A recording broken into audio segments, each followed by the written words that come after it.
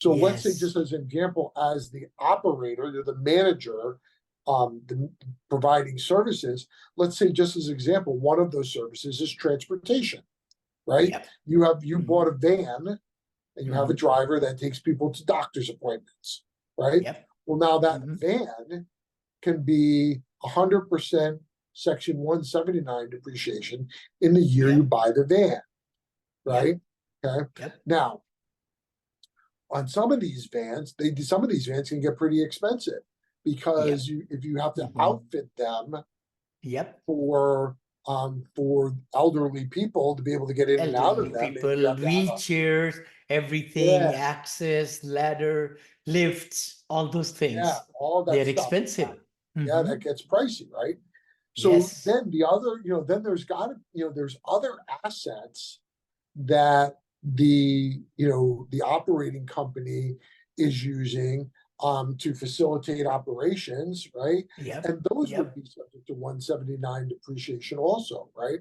So what you could create, right, is, like in your scenario, you have the rental and the operations separate. Yes. You actually Yes. could be taking, so let's say you're already running a business at a loss. Hopefully that's not the case, but let's say you are running a business at a loss, Uh, and you have new fixed assets.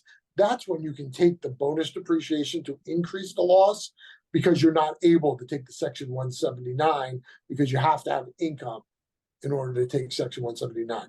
Now, there are cases where you can do both, right? In an Oh. ordinary trade or business, you Mhm. could, let's say you had $100,000 worth of depreciation, but you only have $50,000 worth of income. Well, you could wipe out the first 50 with Section 179 and then take 30 more with 60% bonus depreciation.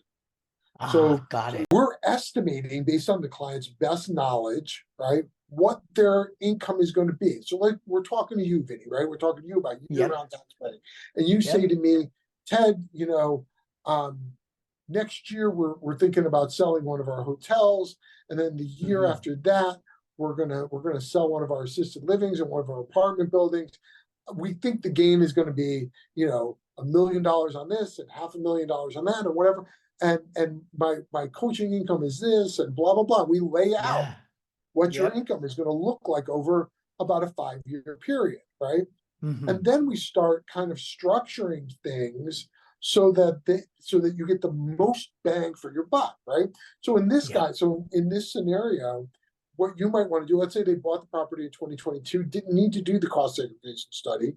Mm. In Yep. 2024, they have a lot of income, and they still Yes. have, cost segregated, they still have the ability to do a cost segregation study. So you would do the cost segregation study, and then you would be able to catch up all of the depreciation that you haven't taken. So Yep. you're able, when you do a catch-up study, they do the exact same thing. They tell you how much catch-up depreciation you're gonna have, right? And then you can make a decision as to how much that depreciation will help you.